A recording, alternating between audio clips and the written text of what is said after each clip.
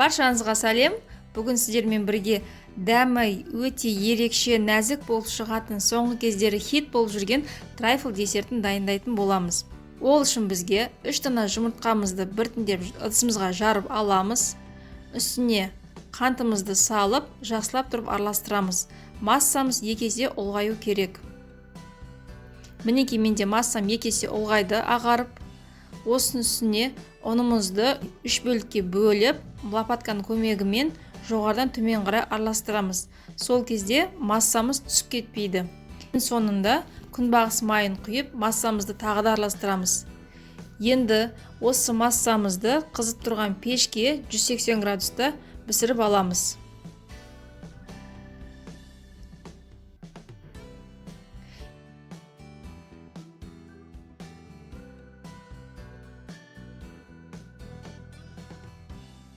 Мінекей енді бисквитіміз дайын. Енді осы бисквитті суытып, мен сияқты үгітіп шығамыз.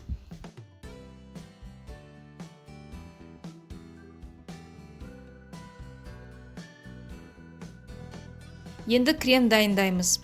Кремменде сливкиді жақсылап араластырамыз миксермен. Үстіне 3 қасық қаймақ саламыз.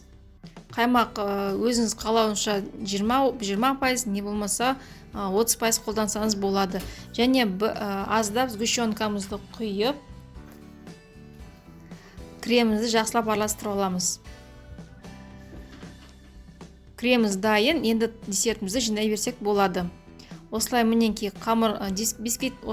бисквитімізді саламыз. Үстіне пропитканы құямыз. Мен мұнда пропиткада су аралас сгущенканы пайдаланамын. Бұл пропиткамен десертіміз одан да ерекшелене түседі. Үстіне кремімізді құямыз. Бір қалыпты етіп жайып шығамыз кремімізді.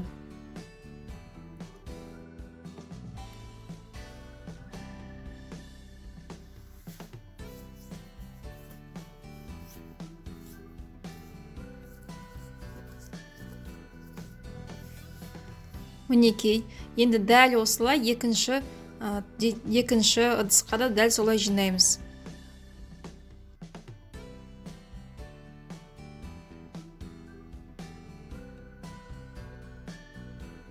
Енді осы десерттің үстіне ганашымызды құямыз. Менде мұнда ганаш 100 грамм шоколад пен 90 грамм сливки.